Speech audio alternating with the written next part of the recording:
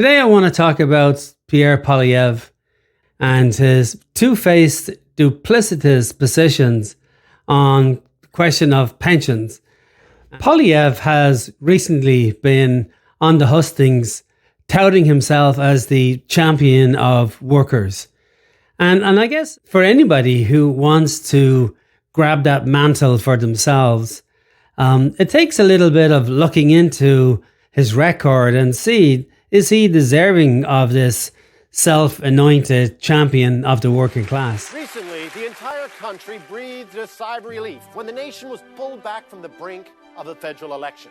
But nobody breathed easier than Conservative Member of Parliament Pierre Poilievre, who will now qualify for a full pension the same month he turns 31. Pierre Poilievre, the workers of Canada salute you. Congratulations, Pierre. Yay, Pierre. I don't have a pension. Yes, very few Canadians qualify for a full pension at the age of 31. Well, in fact, there really is only one, and that man, Pierre Poilievre. You loved him when he said natives in this country need to learn the value of hard work. He said what? And you laughed when he said we can't afford to amend EI to cover more workers. That little Whoop, and you will cheer when he gets his pension. Am I paying for that? Yes, you were. Pierre Poilievre, one hell of a guy. One heck of a pension. His salary back then was about $200,000 when he was in as a minister in the Stephen Harper government. So he would have walked away with $140,000 a year.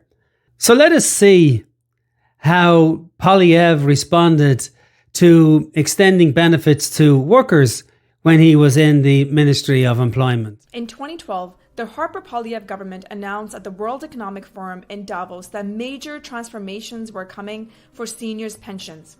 We later learned that their plan was to raise the age of retirement for seniors from 65 to 67, forcing Canadians to work longer before getting their pensions. This change was set to start this month. Let's be clear, by 65, Canadian seniors who spent their lives building strong communities right across Canada shouldn't have to worry about career politicians like Pierre Poilievre cutting their hard-earned pension. How could you be such a hypocrite as to have the best gold-plated pension plan for yourself, and when it comes to workers, you actually punish them by raising the retirement age from 65 up to 67? I think you'll agree, it takes some gall to be out there claiming to be the champion of the working class, and when you have an opportunity to do something about it, you do the complete opposite. But you know, it gets worse, because not only does he have a gold-plated pension plan, he's also got a gold-plated dental care plan for himself and for his family. But recently, the NDP tried to move, or in fact did, convince the Liberal government to move and implement a dental care program for children from low-income families and for senior citizens. One third of Canadians do not have dental care coverage. And there's a lot of people that, given how expensive things are, have to make sacrifices. They want to put food on the table. They want to keep a roof over their head. And because of that, they have to cut back on other things. And one of the things that gets cut back on is going to the dentist. I do want to point out, though, that Pierre Poilievre, despite having taxpayer-funded dental care for most of his adult life, voted against kids getting dental care. He is opposed to seniors like Kathy and James getting dental care, even though he's had it taxpayer funded for most of his entire adult life. He voted against it. It's hard to believe that this man would vote against low-income families and at the same time be out there pretending that somehow you're the champion of the working class. And so his latest gig is he's out on the hustings, traveling the country, visiting workplaces, visiting small towns, communities in Northern Ontario and British Columbia and Newfoundland. And he's telling everybody about this campaign that he's on to axe the tax. And in particular, he talks about payroll taxes. Well, again, we need to delve into this a little bit, because what he's referring to as a payroll tax is not a tax at all. There are two particular programs he's going after. One is CPP, your pension plan, and the other one is employment insurance. Let's be clear, the CPP is not a tax. It doesn't go to the government, it doesn't fund the federal budget. It's a pooled retirement fund that we, Canadian workers, contribute to. Our employers also contribute. All of our money is invested together, and when we retire, we take back our cut. Whatever you put in is your money. You get it back. If you contribute more, you get more. If you contribute less, you get less. Yes, the CPP contributions come out of your paycheck, but it's not a tax. That money is still yours. Now, these are crucial programs for when you retire, that if you don't happen to have a large RRSP, you will need a pension plan to supplement the savings that you're able to come up with.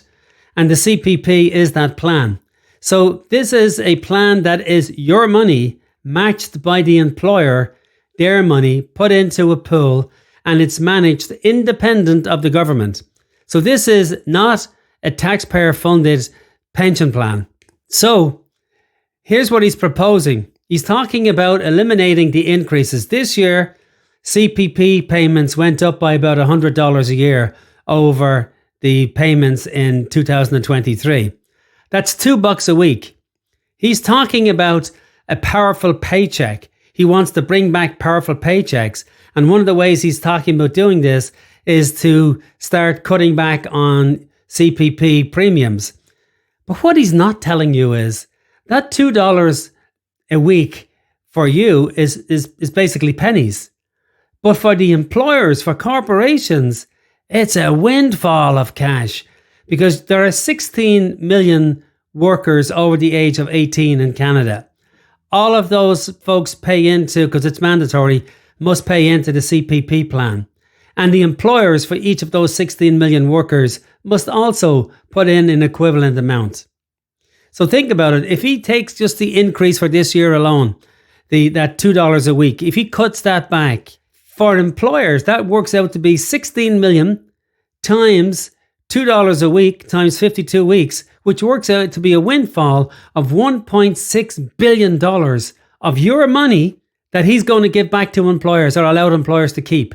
This is money that you would have had in your pension plan to pay you a higher premium, a higher pension for when you retire. He's not telling you that part about it. And this is the con with this guy. Now, we all know if you want to build up powerful paychecks, the most proven way and only way to do that is to be able to join a union and go to a bargaining table and have some degree of strength and be able to negotiate a good collective agreement. It is no secret that unionized workers earn at least $5 an hour more than non-unionized workers. So there's a way of actually putting money into the pockets of workers. But what did Poilievre do when he was in government, when he was, again, the Minister of Employment? He actually attacked unions. He wanted to undermine unions.